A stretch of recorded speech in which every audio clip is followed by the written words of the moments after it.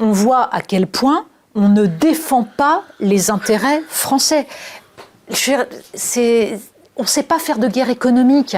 Or, l'Union européenne a été créée sur la mise en concurrence des espaces. Donc, vous avez en permanence des pays européens qui soutiennent leurs PME et qui essayent de torpiller les PME des pays concurrents. C'est des principes très simples. Regardez, je vous cite un exemple.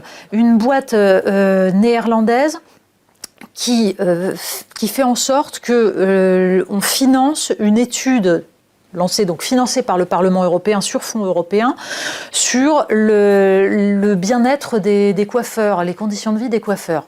C'est un exemple très con, mais c'est très parlant.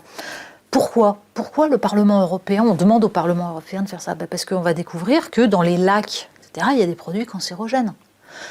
Pourquoi la PME néerlandaise, elle a fait en sorte que le Parlement européen, via les députés néerlandais, paye ça?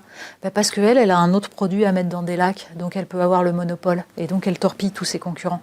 C'est comme ça que ça fonctionne, l'Union européenne.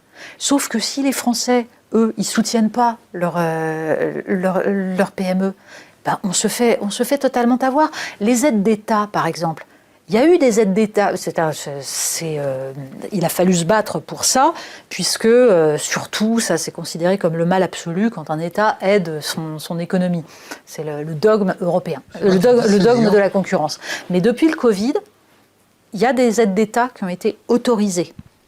Alors évidemment, quel pays a demandé le plus de droits à fournir des aides d'État? L'Allemagne, bien sûr. 45% des demandes, c'est l'Allemagne. Ensuite, il y a eu la France qui a demandé, voilà, et ça nous a été accordé.